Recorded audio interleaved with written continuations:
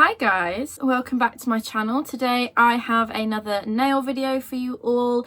If you don't know who I am a qualified nail technician. With everywhere being on lockdown and all the salons being shut, there are more and more videos popping up in my feed and my subscription feed of people doing their own nails at home and also trying to remove their own nails at home. And there are also a lot of tutorials out there on how to remove your own nails at home that aren't quite right. I really just wanted to take this opportunity to talk you guys through with pictures and clips on how to remove your nails safely without damage, the proper way, with some tips and tricks and hacks that wouldn't occur to you if you weren't a long-time nail technician. Also, if you can hear a weird noise, it's my cat cleaning herself. She is really loud. So first of all, this is how to remove acrylic nails. You need to make sure you know what is on your nails, because it is very likely that you know you've got acrylic nails, or you've got acrylic nails and you think you've got gel nails, because a very common scam called gel powder, and they charge more for it and claim that it's better when it's actually just clear acrylic, and it's not gel at all. Hard gel can't be removed the same way acrylics can, and don't confuse hard gel with soft gel or gel polish or shellac. That is the paint, that's the colour that goes on top, and that is soaked off with acetone. However, hard gel, when you're creating an extension with it, has to be filed off. It doesn't soak off in acetone. Or you were told you have gel nails but they used a powder and a liquid together with a brush, you've got acrylic nails. Gel, you know, always comes in a gel form. That's why it's called gel. It sets under a UV light. Acrylic is always a powder and a liquid. Now, what you're going to need to remove them properly at home, first of all, is acetone, and you need like pure acetone. Nail polish remover or even nail polish remover with acetone is not going to work. There's no point trying. It's just not going to work. It's not strong enough. It has to be pure acetone. You can definitely get it on eBay and Amazon, and I know that like a lot of people on eBay that are independent sellers are still working. I buy my acetone from Nail Nails, which is the brand of acrylic and all my products that I use. You are also going to need some nail clippers. You're going to want either the proper acrylic clippers or big like toenail clippers, so that you're going to be actually able to get through the acrylic. So you'll also want nail files. You could use a hand nail file or you could use an electric nail file. I will go into those later on in the video. A cuticle pusher or a wood stick, something that you can sort of push and scrape with, and cuticle oil to finish with. There's two methods really. You can either use a bowl and soak your whole hand in, or you can use foil and do each finger individually. I personally prefer using foil just because you use less acetone, it kind of smells less, and you can still sort of move your hands around. You're not stuck to one area, but it's up to you. So to start off with, you want to cut your acrylics down to basically probably where your natural nail ends, or where the tip was. I would cut mine down to about here. You can use that with the actual acrylic clippers, which you can buy on eBay very cheap. You can get all like nail tools on eBay very cheap. Or if you're using one of these, you want to go in to the sides first. So you'd clip there, you'd clip there, and by then it might have cracked all the way across, or you'll be able to break it across, or you can just keep clipping in to the middle, but start on the ends where the thinnest bits are. There is no point soaking any acrylic that isn't on your nail. So the next thing you need to do is file off your polish, especially if it's gel polish, because acetone will not eat through top coat. Gel top coat is pretty fucking strong, and acetone just won't really budge it. So you need to file all of that off with either a hand file or a electric file, and then you want to keep filing down the acrylic and basically just make it as thin as possible. You can start soaking straight off the bat from removing the gel polish, but really I would recommend spending a decent amount of time filing the acrylic to be as thin as possible, because that will just mean that the acetone will eat through it quicker and you won't have to sit there soaking it for as long.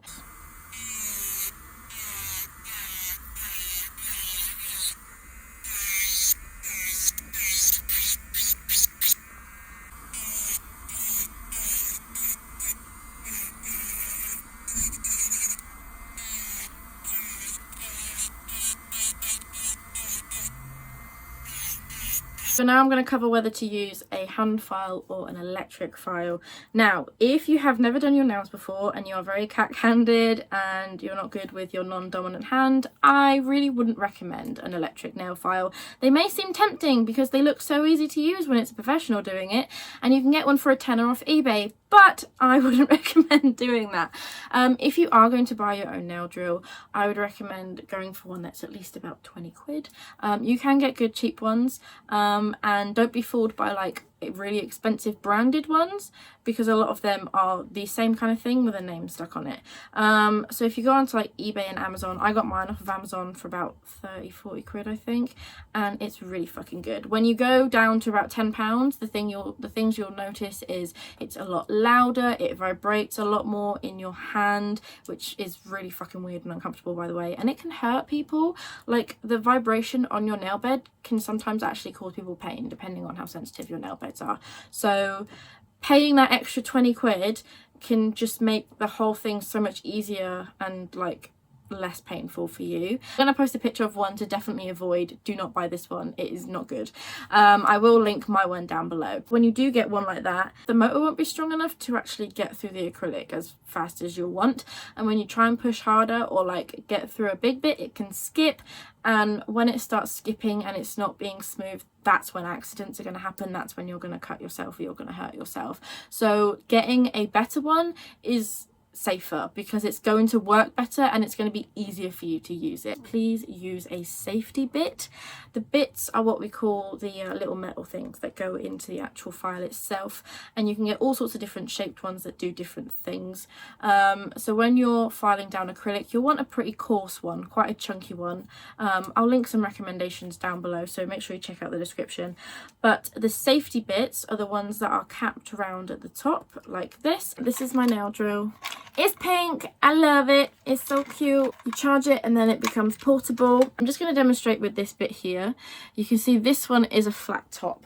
So this is why you want to avoid these if you are not professional, because just an FYI, using an electronic drill is not something that all nail technicians can do. It is actually a separate qualification.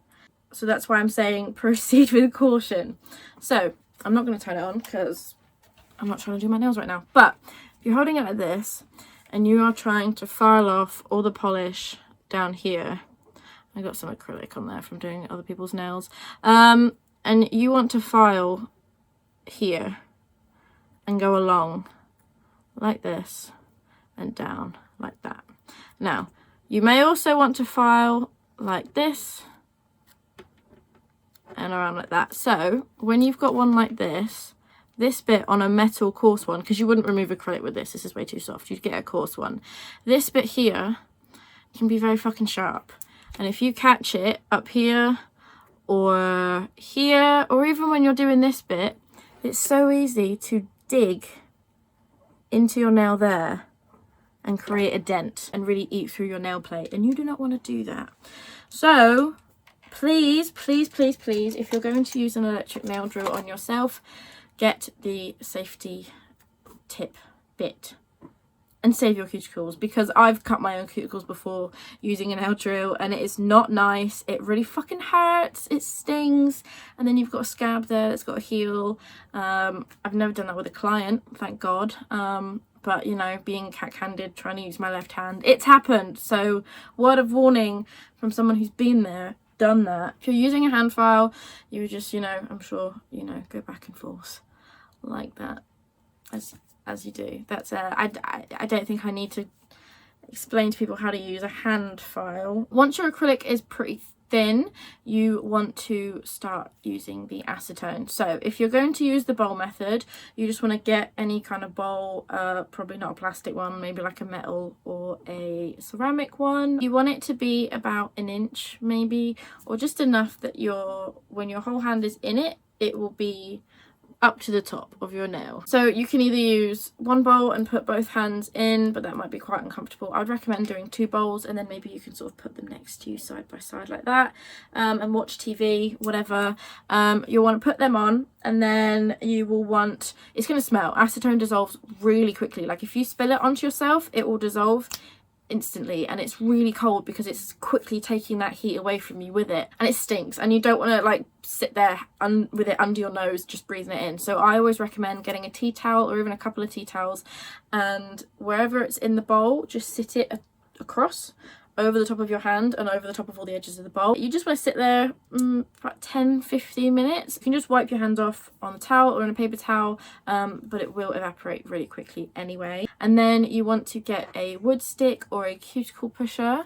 So this is a cuticle pusher, like that, and you just want to start pushing back all the sort of lifted flaky acrylic. I like to just give it a quick file over again, because that layer that you can't scrape off will still be a bit soft, so I do like to just give that a quick file through if I need to then soak it in again, and then you just repeat. So if you want to do the cotton and foil method, then you basically get cotton wool or cotton pads. It only needs to fit over your nail, and you want to soak it in acetone. You want to place it on top of your nail and wrap it up in tin foil. It helps if you rip up the tin foil in advance. So you'll want 10 squares about this big, and you will put it around, wrap one half, and then fold it over the top, and you'll have a little hat on your finger. If you are soaking your acrylics off and you take them out and they are gooey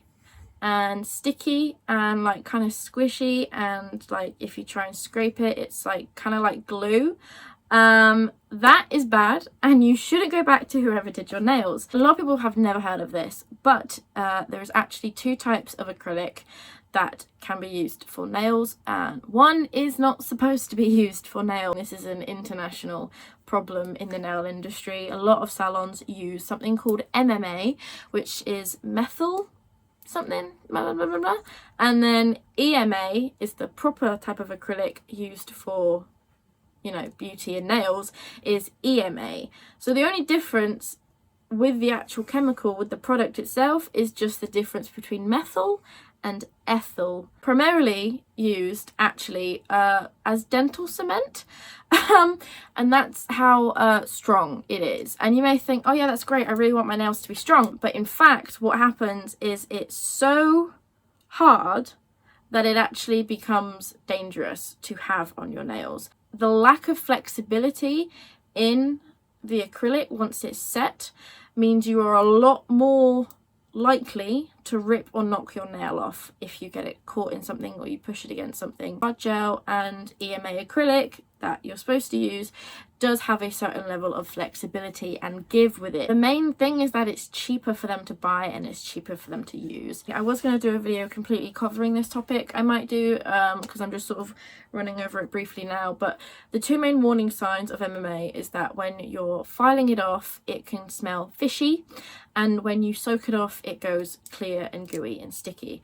I'm going to put side-by-side pictures, comparisons of what acrylic is supposed to look like when it's soaked off compared to what MMA looks like. This might be the first time you find out what's actually on your nails, so I just wanted to make sure I put that in there for you guys. So once the acrylic is soaked off and you have scratched it off as much as you can, you want to soak it in again if you have to, until those final bits of acrylic are literally just falling off of your nail. That is the only way, taking that time and patience is the only way you are going to remove your acrylics without damage. If you pull and scrape and pick at them and then you look at your nail and go, oh my god, my nails are so damaged, it must have been the acrylic. No babe, it was you. You just did that. Your nails are dead. It's dead cells, that's why you can't feel them. So your nails don't breathe and they don't repair themselves. They don't heal. They can absorb oil and they can dry out, but they can't heal and they can't repair themselves, and they do not breathe. The amount of times I hear people say, oh, I want to let my nails breathe. Bitch, what? Where? So having your nails off is not going to really help them. They're no safer than if you just kept the acrylic on. The times where your nails get damaged is during prep if it's done incorrectly and too forcefully, and remove again if it's done incorrectly and too forcefully. You will be removing the layer of your nail that is adhered to the acrylic, but what you want to do is actually dissolve that bond so it lifts away and leaves your nail behind. Otherwise, rip them off and on your head be it. Just don't complain to anybody about it. I've done it before. I've ripped my own acrylic acrylic nails off before, but that's my own fucking fault and that's my own problem.